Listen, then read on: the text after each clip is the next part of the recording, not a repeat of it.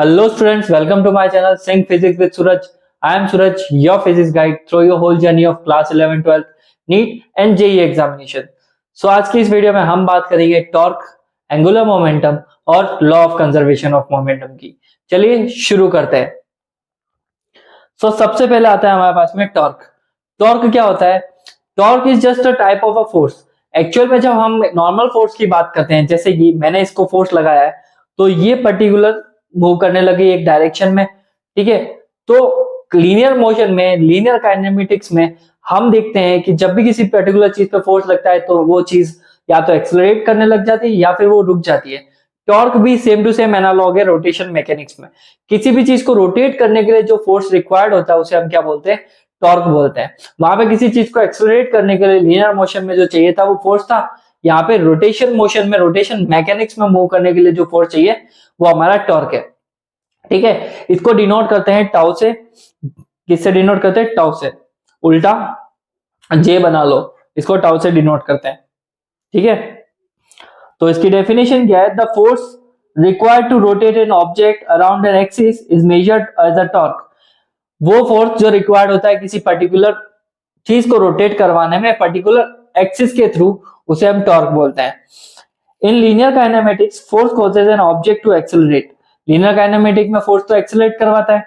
In angular kinematics torque causes an object to accelerate through rotation. Rotation में जो accelerate करवाएगा वही हमारा क्या होगा? टॉर्क होगा, ठीक है। इसको समझना बहुत ही ईजी है और इसका डायरेक्शन हम राइट हैंड थंब रूल के थ्रू भी बता सकते हैं। मैं अभी बताता हूँ what is the right hand thumb rule, but पहले आप समझ लो टॉर्क क्या होता है। जैसे कि तुम्हें दिख रहा है यहाँ पे मेरे पास में एक ये स्टैंड है, ठीक है। स्टैंड बोल लो या फिर एक क्या बोल सकते हैं हम, क्लिप वगैरह, जहां से वो चीज फिक्स है। तो एक क्लिप है, ठीक है, रोटेटिंग क्लिप है और इस रोटेटिंग क्लिप में है ना, रोटेट कर सकता है ऑब्जेक्ट। रोटेटिंग क्लिप है, उसके साथ में हमारा ये ऑब्जेक्ट है। यू कैन क्लियरली सी कि अगर इस ऑब्जेक्ट पे, जैसे कि ये मैं यहाँ से होल्ड कर रहा हूँ, ये क्लिप है और ये ऑब्जेक्ट है जैसा डायग्राम में दिख रहा है। अगर मैं इसको रोटेट करूंगा, तो फोर्स कहाँ लगा रहा हूँ? यहाँ। ऑब्जेक्ट की डिस्टेंस क्या हो गई? ये। तो टॉर्क कहाँ लगेगा? हमेशा उसके परपेंडिकुलर। फोर्स इधर गया, डिस्टेंस ये, तो इन इन दोनों के परपेंडिकुलर डायरेक्शन का, या तो ऊपर या नीचे। तो टॉर्क या तो ऊपर लगेगा या टॉर्क नीचे लगेगा। तो टॉर्क ऐसा फोर्स है जो रोटेट तो करवाएगा लेकिन ये हमेशा फोर्स के परपेंडिकुलर लगेगा। तुम लोगों ने जब भी डोर ओपन किए या फिर विंडोज ओपन करिए, विंडोज क्लोज, डोर क्लोज किए, तो ऑब्वियसली हम हैंडल को पकड़ के खींचते हैं, ठीक है। लेकिन टॉर्क का लगता है वहां जहां पे वो क्लिप लगी हुई है, क्लिप जहां पे डोर अटैच्ड है या विंडोज अटैच्ड है। तो टॉर्क हमेशा ऊपर लगेगा, ठीक है। हमेशा नहीं, इन द सेंस रोटेशन के डायरेक्शन पे डिपेंड करता है टॉर्क, टॉर्क का डायरेक्शन, राइट। अभी देखेंगे कैसे, ठीक है। इसको हमने है ना एक्सिस में देख रखा है, जैसे आप क्लियरली देख सकते हो। यहाँ पे देखो, मेरे पास में एक एक्स एक्सिस है, यहाँ पे मेरे पास में वाई एक्सिस है, ओरिजिन है, ठीक है। ओरिजिन से आर डिस्टेंस हमारे पास में है। क्या डिस्टेंस है? आर, स्मॉल आर डिस्टेंस है। ओरिजिन से स्मॉल आर डिस्टेंस पे पॉइंट पी रखा हुआ है और इस पॉइंट पी पे हमने क्या लगाया? फोर्स लगाया, ठीक है। इस डायग्राम में तो फोर्स ऊपर की तरफ लगाया है, ठीक है। तो टॉर्क का डायरेक्शन किधर होगा? तो टॉर्क का डायरेक्शन उसकी परपेंडिकुलर डायरेक्शन में होगा। टॉर्क वो फोर्स है जो परपेंडिकुलर होगा। तो यहाँ पे परपेंडिकुलर कंपोनेंट कौन सा है बताओ? अगर मैं किसी चीज पे इधर फोर्स लगाऊं, ऊपर की तरफ, तो उसका परपेंडिकुलर कंपोनेंट इधर होगा, ठीक है। और अगर मैं इस तरफ लगाऊं तो परपेंडिकुलर कंपोनेंट ऊपर होगा। तो हमेशा आपका फोर्स जिस डायरेक्शन में लग रहा है ना, उसके परपेंडिकुलर जो कंपोनेंट या जो फोर्स आएगा वही हमारा टॉर्क है। तो यहाँ पे परपेंडिकुलर कंपोनेंट है एफ का, एफ साइन थीटा, ठीक है। और डिस्टेंस क्या होगी हमारी? आर। तो टॉर्क का फॉर्मूला क्या बन जाता है भाई साहब, कि force multiply by perpendicular distance of a line of action of force from the axis of rotation. जिस जगह पे वो एक्सिस पे काम कर रहा है, मेरा पेन को ही समझ लो यार, ये क्लिप है, मैं इसको ऐसे ऐसे रोटेट कर रहा हूं, तो लाइन ऑफ एक्शन तो ये होगी, है ना। ये लाइन ऑफ एक्शन तो ये होगी, फोर्स भी ये हो गया, इधर उधर आ रही जा रही। तो इस पे परपेंडिकुलर कहां लग रहा है? ऊपर। तो टॉर्क हमेशा ऊपर लगेगा। तो देखो, अभी ये torque is equal to R, अब ये परपेंडिकुलर क्या था? F sine theta. अभी डायग्राम में एफ साइन थीटा था, रख दिया इसको यहाँ पे। अब आर और एफ है, साइन को जैसे रिमूव करेंगे क्रॉस प्रोडक्ट लग जाएगा, now we got torque is equal to R cross F. Theta रहेगा हमारी उस, थीटा क्या रहेगा, इस डिस्टेंस और परपेंडिकुलर के साथ में वो कितना एंगल बना रही है ना, वही हमारे क्या रहेगा, फोर्स रहेगा। कौन सा वाला फोर्स, रोटेटिंग फोर्स। अच्छा, टॉर्क का दूसरा नाम भी है ना रोटेटिंग फोर्स, क्योंकि चीजों को क्या करवाता है, रोटेट करवाता है। ठीक है जी, बहुत ही सिंपल सा था ये। Torque is an axial vector, in a sense its direction is always perpendicular to the plane containing vector r and f। Torque एक एक्साइल वेक्टर है जो घूमता है, इस वजह से इसका नाम एक्साइल है। और टॉर्क का डायरेक्शन हमेशा जिस भी प्लेन में होगा उसके हमेशा परपेंडिकुलर रहेगा। समझो, ये घूम रहा है तो मेरा प्लेन कहाँ हुआ, ये, तो टॉर्क का डायरेक्शन उसके प्लेन परपेंडिकुलर ऊपर या नीचे की तरफ होगा। और according with the right hand screw rule, देखो ये राइट हैंड स्क्रू रूल से कर सकते हैं, मैंने स्पेशली इसे डायग्राम को यहाँ पे अटैच कर लिया ताकि आप इजीली समझ सके। जैसे कि ये राइट हैंड थंब रूल है, कोई चीज ऐसे रोटेट कर रही है, डायग्राम में विजिबल है ना क्लियरली, कोई चीज ऐसे ऐसे रोटेट कर रही है, उसका फोर्स कहाँ जा रहा है, ऐसे ऊपर से नीचे। डिस्टेंस कहाँ है, सेंटर से आर, फोर्स ये रहा, डिस्टेंस कहाँ है, ये रही। तो टॉर्क कहाँ आया, ये बाहर की तरफ, टॉर्क कहाँ आया, थंब की तरफ। तो आपको टॉर्क का डायरेक्शन बताना है, तो जिधर रोटेशन हो रहा है उधर फिंगर्स को कर्ल कर लो, जिधर रोटेशन हो रहा है उधर फिंगर्स को कर्ल कर लो, और आपका थंब हो जाएगा जिस डायरेक्शन में टॉर्क होगा उधर। ठीक है, अब रोटेशन इधर है तो मेरा थंब कहाँ, इधर, तो टॉर्क इधर लगा। रोटेशन इस तरफ है तो मेरा थंब इधर लगा। रोटेशन ऐसे क्लॉकवाइज एंटी क्लॉकवाइज घड़ी के कांटों को भी आप अप्लाई करके देख सकते हो। Torque is also called moment of force बोल सकते हो, एंड इज कॉल्ड मोमेंट, या फिर सिर्फ, and D is a moment. D बताता हूँ क्या चीज है, डी ये रहा परपेंडिकुलर डिस्टेंस के साथ में लीवर आर्म। अच्छा, यहाँ पे डिस्टेंस दिख रही है, लीवर आर्म से जो डिस्टेंस है वो हमारा डी है। ठीक है, मोमेंट। चलो, तो ये हमारा पास में आ गया टॉर्क। टॉर्क निकालना बहुत इजी है, ठीक है, थंब से और इस तरह से रोटेट करके। तो टॉर्क के फॉर्मूला क्या आता है, टॉर्क का फॉर्मूला था आर एफ साइन थीटा।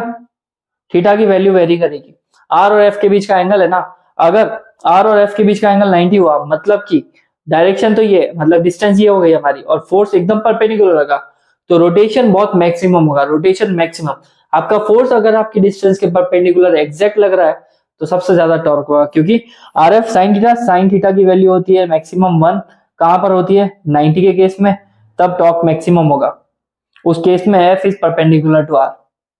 लेकिन मिनिमम तब होगा जब यहाँ पे या तो साइन क्या होगा हमारा 0, साइन 0 कब होगा, दो केस में, या तो फोर्स जिधर है उधर ही हमारा क्या कर रहे हैं, उसको जिधर फोर्स है उधर ही डिस्टेंस लगा रहे हैं। समझाता हूं मैं, जैसे कि ये डिस्टेंस है और फोर्स भी इसी के अलोंग लगा रहा हूं, है ना, मैं इधर से दबाऊंगा कोई रोटेशन नहीं, मैं इधर से दबाऊंगा कोई रोटेशन नहीं, तो टॉर्क मिनिमम, टॉर्क 0 हो गया यहाँ पे। और ये वैसे एक्चुअल में लीनियर मोशन का ही एग्जांपल है, लीनियर फोर्स का। तो F is collinear to R, जब F कोलिनियर R के होगा तो टॉर्क मिनिमम मिलेगा, लेकिन F is perpendicular to R तब हमें टॉर्क मैक्सिमम मिलेगा। कुछ एग्जांपल और कुछ यूनिट्स वगैरह टॉर्क की वो भी देख लेते हैं। For a given force angle magnitude of torque depend on R। किसी दिए हुए वैल्यू के लिए मैग्नीट्यूड ऑफ टॉर्क जो होगा R पे डिपेंड होगा, क्यों, R एक परपेंडिकुलर डिस्टेंस है। And the more the value of R, जितना ज्यादा बड़ा आर होगा, इस आर पे टॉर्क डिपेंड करता है। अगर तुम लीवर आर्म को और बड़ा कर दो तो तुम्हारा टॉर्क भी क्या होगा, उतना ही ज्यादा क्रिएट होगा। इसका बेस्ट एग्जांपल तुमने नोटिस करा हो, कुछ लोग है ना पत्थरों को उठाते हैं, तो जो कैसे बताऊं मैं तुम्हें, लेबर जो होती है, लेबर जो मजदूर होते हैं, वो क्या करते हैं, अगर उनको कोई भारी हैवी पत्थर को एक जगह से पर्टिकुलर दूसरी जगह पे मूव करना है, तो वो क्या करेंगे, सबसे पहले ऐसे स्टोन रखा हुआ है, वो आएंगे, एक बड़ा सा लीवर लाएंगे, उस लीवर को इस तरह से यहाँ पे फंसा देंगे और यहाँ पे रख देंगे पत्थर दूसरा, तो इस तरफ से फोर्स लगाएंगे तो जिससे वो चीज नीचे आएगी, है ना, तो दूसरी साइड से वो पत्थर ऊपर उठ जाएगा। क्योंकि देखो इन्होंने क्या किया, इसको मैं एक मिनट सिंपल प्लेन पेपर पे समझाता हूं, ऐड अ पेज। ठीक है, तो मेरे पास में क्या है, एक स्टोन है, इसको मुझे मूव करना है, तो करो, अच्छा स्टोन बनाते, इसको मुझे मूव करना है, तो क्या करूंगा मैं इससे बहुत ज्यादा डिस्टेंस की लॉन्ग लेंथ वाला क्या लूंगा, एक रॉड लेंगे कुछ, यहाँ पे हम क्या कर देंगे, पत्थर फंसा देंगे, ठीक है। यहाँ पे डिस्टेंस क्लियरली विजिबल, यहाँ डिस्टेंस क्या है, छोटी सी, यहाँ पे डिस्टेंस क्या है, ज्यादा। तो टॉर्क आर पे डिपेंड करता है। तो कोई भी इंसान अगर इधर खड़ा है तो वो जब इसको दबाएगा तो आर इधर ज्यादा है, तो उसकी वजह से यहाँ टॉर्क ज्यादा लगेगा। टॉर्क ज्यादा लगेगा तो इधर से ये चीज बहुत इजीली उठ जाएगी और आप हल्के से मतलब बड़े पत्थर को भी इजीली उठा सकते हो, ठीक है। कभी ट्राई करके देखना ये तो इसकी वीडियोस अवेलेबल है यूट्यूब पे, एनिमेशन तो वैसे ही अवेलेबल है, किस तरह से अपन लीवर आर्म का यूज करके भारी चीजों को उठाते हैं। और एग्जाम्पल देखो इसमें, एग्जाम्पल क्या है हमारे पास में, handles of the provided near the free edge. दरवाजों के हैंडल भी दूर बनाए जाते हैं जहां पे दरवाजा फ्री एज की तरफ होगा। कुंडी के मतलब कि क्लिप्स के पास में हम नहीं बनाते किसको, डोर लॉक्स को या फिर हैंडल्स को। The handles of a screw driver should be thick. Handle जो होते हैं थोड़े मोटे होते हैं ताकि अपन आराम से घुमा सकें। The handle of a handpump is a kept long. Handpump का हैंडल भी लॉन्ग होता है, ज्यादा जोर नहीं लगाना पड़ता है क्योंकि आर पे डिपेंड है, आर ज्यादा तो टॉर्क भी ज्यादा। टॉर्क की यूनिट हो जाएगी, टॉर्क इज इक्वल टू क्या है, आर इंटू एफ है ना। तो अगर आर तो आर हो गया हमारे पास में मीटर और ये हो गया न्यूटन, तो न्यूटन मीटर हो गया हमारी यूनिट, ठीक है। और सेंटीमीटर में आ जाएगी 2.5 सेंटीमीटर, ये टॉर्क की वैल्यू है। चलो चलो आइए समझ में, आगे बढ़ते हैं। If a body is acted upon bye more than one torque, किसी एक बॉडी पे बहुत सारे टॉर्क लग रहे हैं तो वहां पे हम क्या कर सकते हैं, समेशन ऑफ टॉर्क कर सकते हैं इजीली, ठीक है। और ये वेक्टर सम हो जाएगा। यहाँ पे ध्यान रखना ये एल्जेब्रिक सम नहीं होगा, ये कौन सा सम होगा, वेक्टर सम होगा। तो टॉर्क्स को ऐड करना जा सकता है वेक्टर सम के थ्रू। If a body is said to be rotational equilibrium if a resultant torque acting on it zero, या तो टॉर्क जीरो या टॉर्क कांस्टेंट है, तो उस केस में क्या होगा, रोटेशनल इक्विलिब्रियम में वो बैठ जाएगा, मतलब वो चीज रोटेट नहीं करेगी, ठीक है। तो ये बात थी हमारी टॉर्क की। आई होप आपको ये समझ में आया होगा। तो ये कुछ रिलेशन दे रखे हैं जो आपके रोटेटरी मोशन को ट्रांसलेटरी मोशन में शो करते हैं। जिस तरह से हमारा एफ इजिकल टू एम है ना, यहाँ पे एम की जगह देखो मास का एनालॉग क्या होता है यहाँ पे रोटेशन में, मोमेंट ऑफ इनर्शिया। एक्सेलरेशन का क्या होता है, अल्फा। वेलोसिटी का क्या होता है, ओमेगा। टाइम पीरियड का तो टाइम पीरियड ही रहेगा। और तो बस वो वैल्यू है, एफ इजिकल टू एम है तो इधर एम आई अल्फा हो जाएगा। इधर W work done is equal to force into displacement में, तो यहाँ पे टॉर्क इज डिस्प्लेसमेंट थीटा हो जाएगा। वहां पे पी इजिकल टू एफ है तो यहाँ पे टॉर्क इंटू वेलोसिटी हो जाएगी। यहाँ पे F is equal to DP upon D है तो यहाँ पे torque is equal to DL upon D हो जाएगा, ठीक है। आया समझ में, कुछ नहीं है एनालॉग से, मतलब कि ये ऐसा कैसा है, सेम टू सेम, बस वैल्यूज चेंज हो गई, याद रखना आपको ये भी। अब आता है नया topic, angular momentum. Angular momentum क्या होता है, ये सेम टू सेम एनालॉग है। जिस तरह से टॉर्क फोर्स का है वैसे ही लीनियर मोमेंटम का एनालॉग हमारे पास में क्या है, एंगुलर मोमेंटम है। Angular momentum of a particle about a given axis is the product of its linear momentum and the perpendicular distance of a line of action of linear momentum. क्या करना है तुम्हें, एंगुलर मोमेंटम निकालना है तो are multiply bye हमारा linear momentum का multiplication करना है। तो ये हो गया हमारे पास में L is equal to R multiply by P, ठीक है। परपेंडिकुलर डिस्टेंस हो गया P का। ये सेम टू सेम डायग्राम बनेगा जो हमारा किस में बना है, फोर्स के केस में बना है। यहाँ पे x और y हो गया हमारे पास में, और यहाँ से परपेंडिकुलर कंपोनेंट कौन सा है, P साइन थीटा, राइट। तो L is equal to R cross P हो जाएगा। अगर आरपी साइन थीटा है ना तो ये हमारे पास में जो है ना पी साइन थीटा, आर के साथ में साइन थीटा हटाया तो हमें क्रॉस प्रोडक्ट मिल गया। सिंपल है, कोई इश्यू नहीं है यहां तक। चलो ध्यान रखना ये लीनियर एनालॉग है। लीनियर एनालॉग का मतलब क्या है, जैसा कि जैसा हमारे पास में वहां पे ये था तो यहाँ पे भी है। चलो तो वहां पे हमारा मोमेंटम में था कि वेलोसिटी में जितना चेंज या फिर मास में जितना चेंज वो हमारा पूरा मोमेंटम शिफ्ट कर लेता था। यहाँ पर मोमेंटम में मतलब लीनियर मोमेंटम में जितना चेंज और उसकी परपेंडिकुलर में जितना चेंज उतना ही हमारा एंगुलर मोमेंटम में भी चेंज आ जाएगा। ओके, यहाँ पे भी वही कंडीशंस रखनी है। Sine 9 the radial component of linear momentum has no role. यहाँ पे रेडियल कंपोनेंट का कोई लेना देना नहीं है, इसका मतलब पी कॉस थीटा का, ठीक है, तो देखो मैक्सिमम कब होगा ये, जब साइन थीटा मैक्सिमम होगा, और साइन थीटा कब मैक्सिमम होगा, थीटा 90 पे अवेलेबल होगा जब, और v परपेंडिकुलर होगा r के। दूसरे केस में क्या है, साइन मिनिमम होगा कब, जब थीटा 0 या फिर 180 हो। उसका मतलब वेलोसिटी और डिस्टेंस दोनों एक दूसरे के क्या होंगे, एक दूसरे के पैरेलल होंगे। ठीक है जी, ये देखो यहाँ पे एक छोटा सा फॉर्मूला निकाल रखा है, L इज इक्वल टू, जैसे कि क्या कर सकते हैं, कहा गया L इज इक्वल टू क्या था हमारे पास, sorry P is equal to क्या होता है mv, तो मोमेंटम क्या आ जाएगा, P की जगह पे तो L, मास की जगह पे I, वेलोसिटी की जगह ओमेगा, तो L is equal to I omega. But हमें ये निकालना है, कैसे आता है, ये डेरिवेशन है इसका।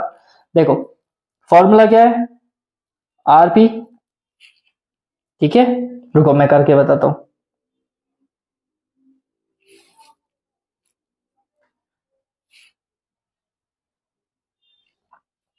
L का फॉर्मूला क्या है, R cos P, right, L is equal to R P sine theta, तो L is equal to R M V sine theta. अगर वेलोसिटी और परपेंडिकुलर डिस्टेंस एक दूसरे के परपेंडिकुलर है तो L is equal to R M V, ये हो गया साइन 90। परपेंडिकुलर के केस में थीटा क्या होना चाहिए, थीटा क्या होना चाहिए 90, तो यहाँ पे हम 90 रखेंगे तो ये टर्म हो गई हमारी 1, तो एम वी आर आ गया। वी नो दैट कि V इज इक्वल टू क्या होता है, आर ओमेगा, तो L is equal to R M, यहाँ पे आ गया आर ओमेगा, तो L is equal to M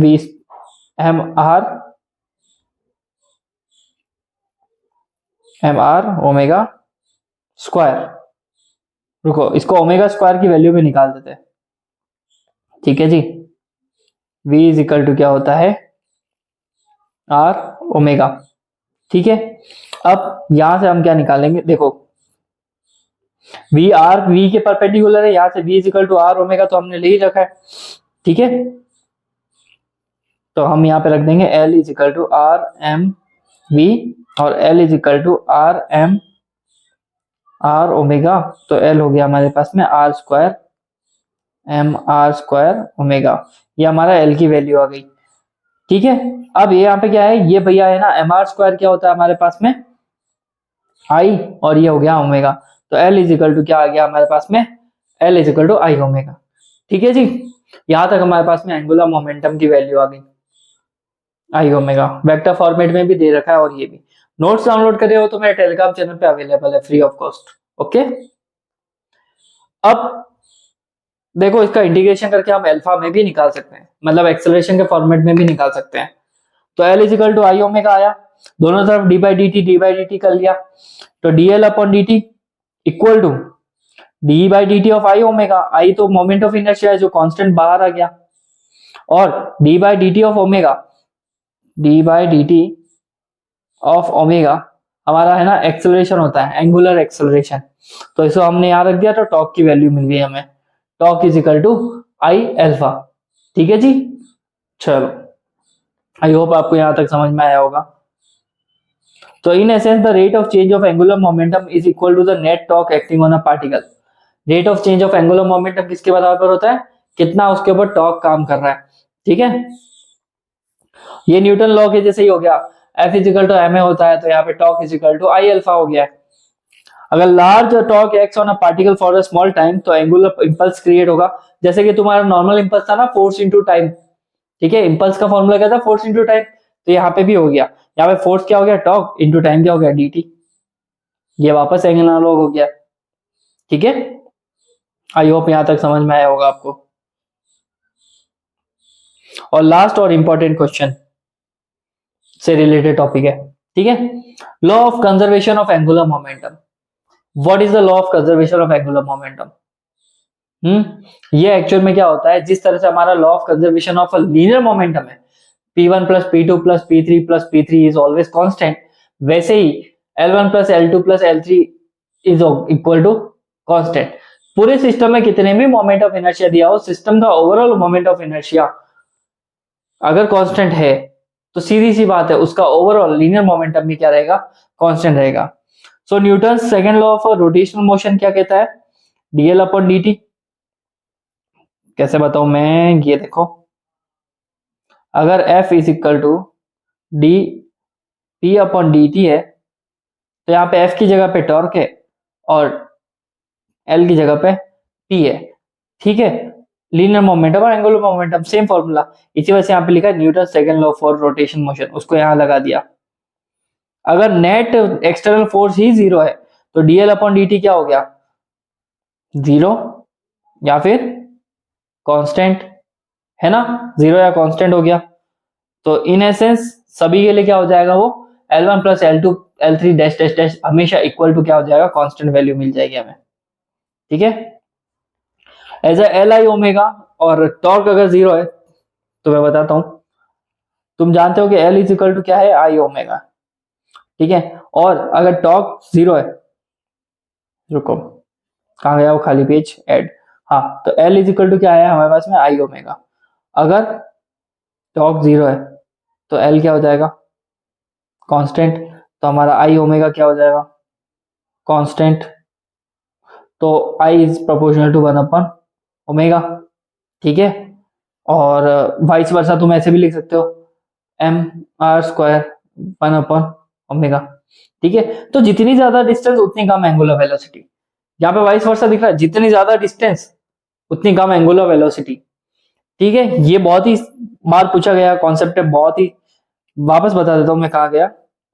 L is equal to I omega है, अगर L ही कांस्टेंट हो गया तो I प्रोपोर्शनल टू ओमेगा हुआ, और एम आर स्क्वायर लिख सकते हैं आई की जगह पे। तो आर क्या डिस्टेंस है, मास तो देखो चेंज नहीं होगा, मास फिक्स है।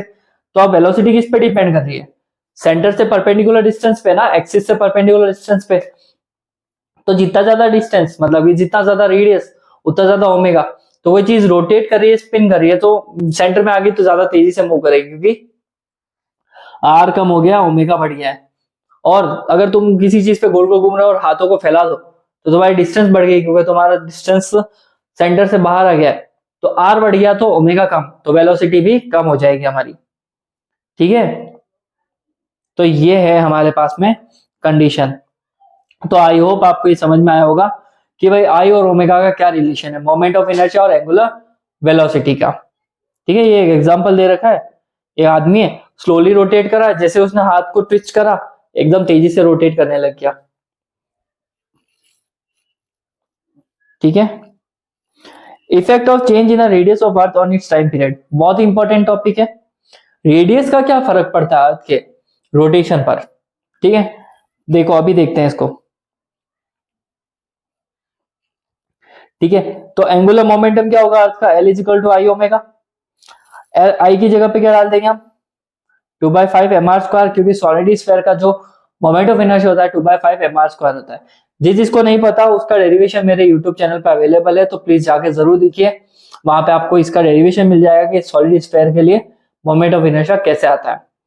तो moment of inertia 2/5 mr square, omega की जगह पे आ जाएगा 2 पाई बाई टी आ जाएगा, right.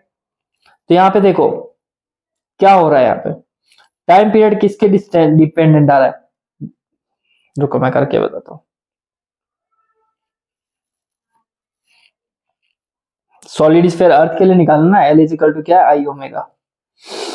L is equal to 2/5 mr square, और ये हो गया 2/5 2 ठीक है। इसको क्रॉस मल्टीप्लाई कर दूं तो L T equal to 2/5 mr square.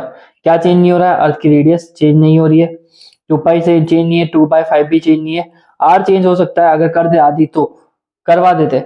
तो यहाँ पे डायरेक्टली देख के पता पड़ रहा है time period is proportional to the R square, ठीक है।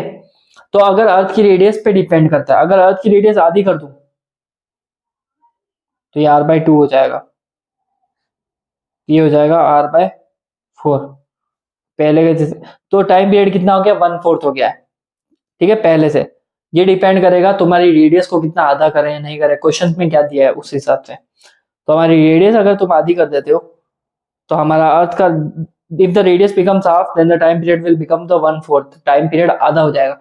चॉइस का 1/4 कितना होता है, 16 8 24, 3 टाइम्स कम हो जाएगा ना, सॉरी 4 टाइम्स कम हो जाएगा, तो 8 घंटे ही रह जाएगा हमारा टाइम पीरियड, ठीक है। समझ में आ गया, ओके। और if you want to download this notes, ये यहाँ से डाउनलोड कर लो वीडियो को पॉज करके आराम से। ठीक है, वीडियो पसंद आई है तो लाइक कीजिए, शेयर कीजिए और कमेंट कीजिए कि क्या दिक्कत आ रही है आपको इस डेरिवेशन को समझने में। और तब तक के लिए मिलते हैं नेक्स्ट वीडियो में। Bye bye, take care.